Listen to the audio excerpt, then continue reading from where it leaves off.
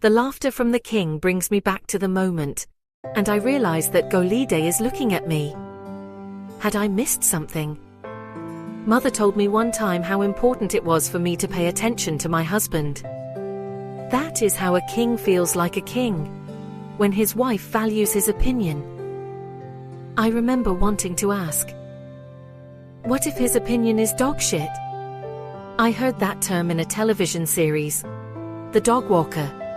Nancy always had great comebacks, especially to the men. I think I would be who she is if I had grown up differently. If I had the choice to just be. I would be unfiltered, say things like shit and dog. My laugh would come in unconstrained bursts as I maneuvered around the room. I would wear pants, loose baggy ones with a rubber at the top, so my belly would sit comfortable and full.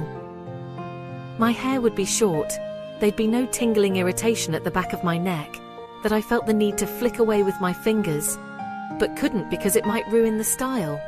I would march right towards my mother and shake her until all restraints tied around her were loose, and then I'd walk straight to Golide and run my hands on his face like I'd often imagined, just for my satisfaction. Give his face one strong lick, and then walk out of here. In another life that is me, all of me, or maybe not.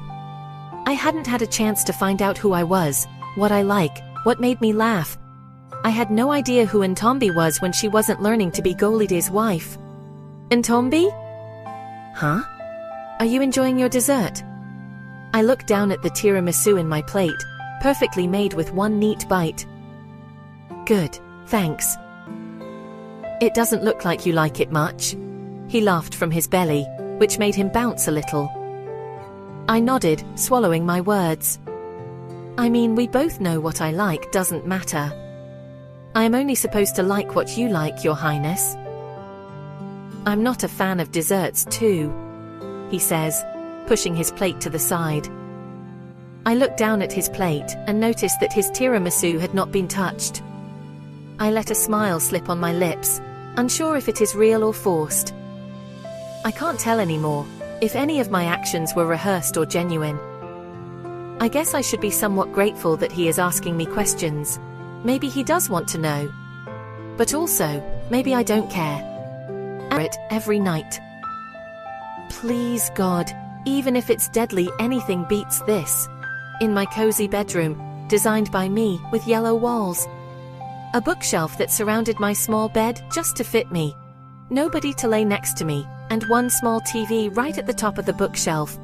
My mama said my bedroom was my one thing to obsess over, love, keep secrets in, protect. And I did. I kept all my fears, my pain away from it. In there was no talk about kings and queens. There was the dog walker and my books. There was a small window that allowed the sunlight to shine its radiance on my pillow. Silence, and freedom to drag my feet, to sit with my legs parted, to chew with my mouth open and to let my belly out. The part of me that would never be accepted outside of my door. You can speak, you know. I like a woman with an opinion. Is it okay if we took a walk? Yes, sure. He stands up immediately, like he had been waiting for me to ask, stretching out his hand to me. Me and the princess are going for a walk, he announces. His father nods and carries on with his conversation. I grabbed my dress, pulling it up, instead of taking his hand, and immediately walk out, of air that I felt had been trapped in my lungs. Are you okay? His hand rests on my back on the opening of the unzipped part of my dress, which covered my body with goosebumps. I turn to his direction, realizing that he too is hyperventilating. I had made the future king run after me. Yep, walk him like a dog, sis. I smiled when I remembered that phrase from Nancy. Just hard to breathe in this. His eyes moved down to my dress, as if seeing it for the first time. It's a miracle you are still alive. He let out a laugh. I hadn't heard from him since we were kids, playing hide and seek at the back of my house. Beautiful, isn't it? I turned to him, looking in awe at the garden. Something about the way he looked at it made me notice the pattern of the flowers in the Something about the way he looked at it made me notice the pattern of the flowers in the garden. The light coming from the light bulb in front of the house gave it a romantic look, one I didn't think I'd ever be a part of. The white lilies were the fence of all the other flowers, forming a perfect circle around them. The next row was the sunflowers, followers by red flowers, I didn't know. And then right in the middle were yellow tulips parting the garden in two parts, each part filled with its own land of different colored roses. I imagined a scene from one of those romance movies I watched.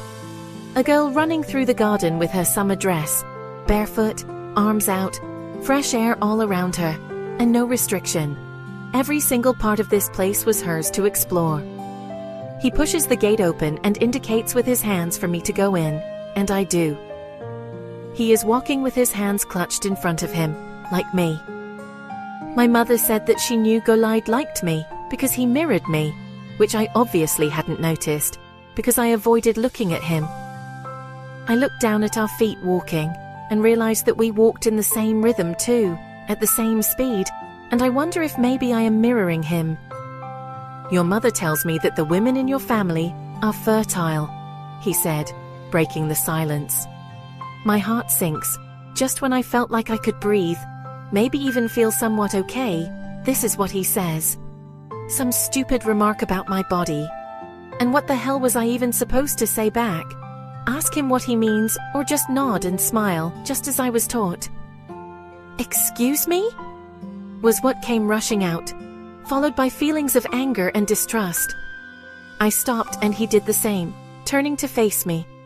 He studied my face like he was placing me, even though I'm right there. I'm sorry. I don't know why I said that. It's just, I am nervous.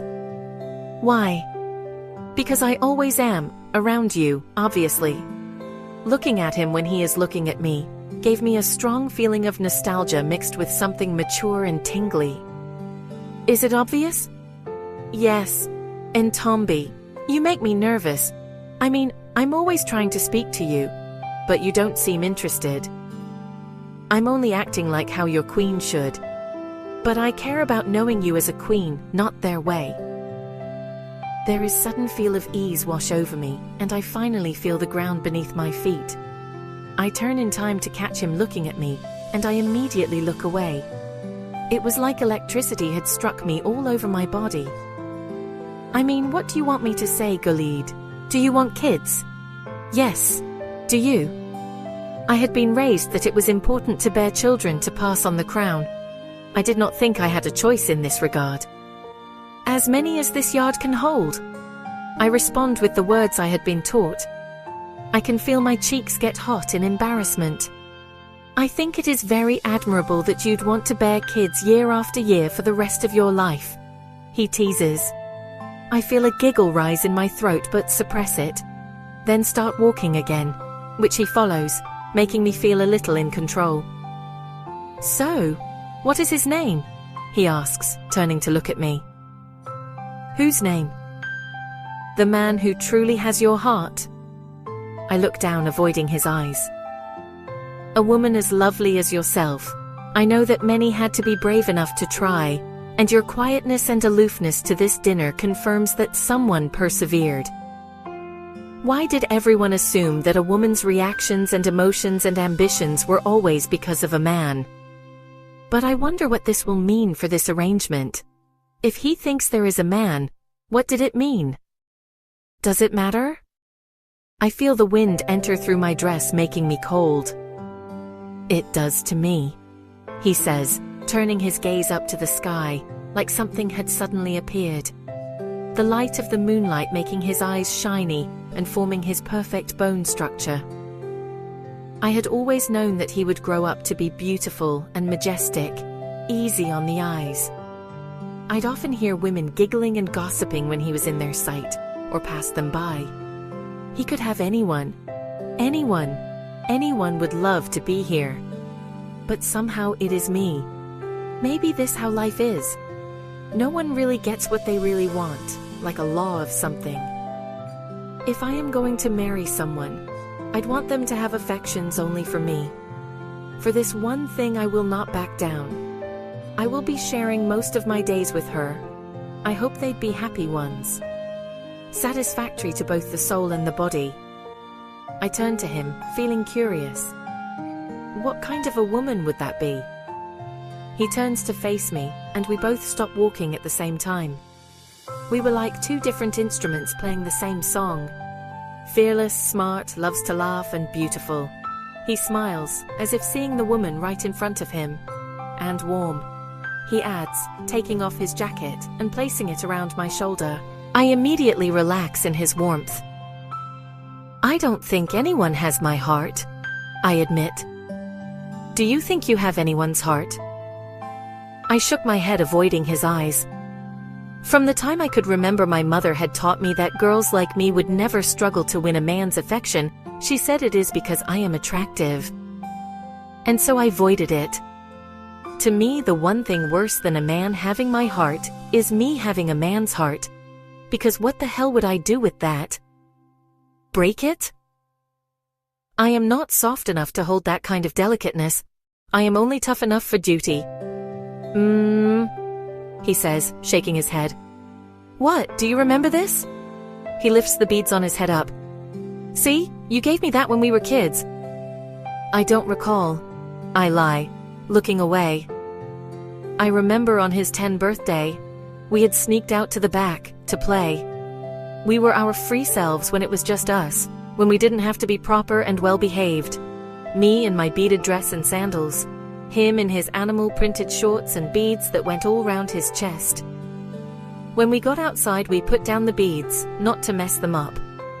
They had to be in certain color combination, because it all meant something. Golid tickled me, and I scratched him, which made us fall on the beads, messing them up.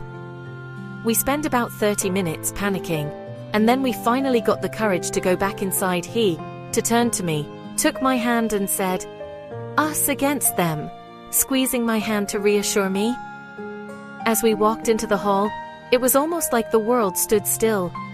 Mostly disapproval looks, yet we never let go of each other's hands. It was really us against them. After that, we were never allowed to be alone again. We sat across each other on that long table that felt like worlds between us. You still don't like being tickled? He stretched out his fingers towards me and I jumped sideways. Don't you dare, unless you want another one. No, ma'am. He lifted his hands in surrender.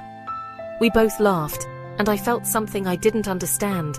Something that had laid dormant was now fluttering and alive inside of me. I can't believe the mark is still there. When one of the servants rushed towards us and takes the jacket from me, I realized we had reached the door.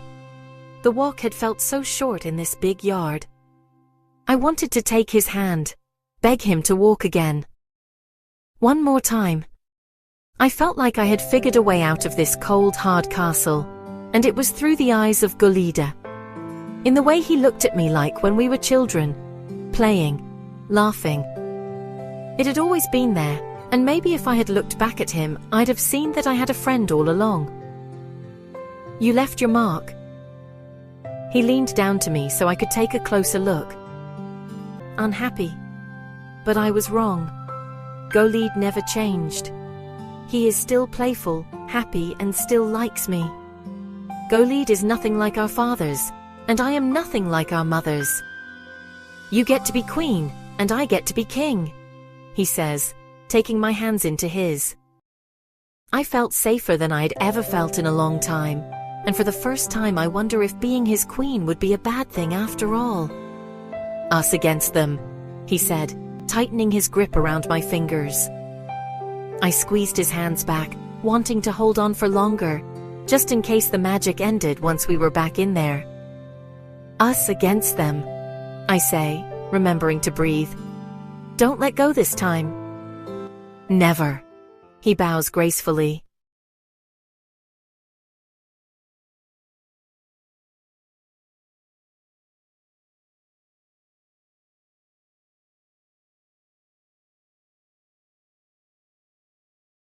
Stern.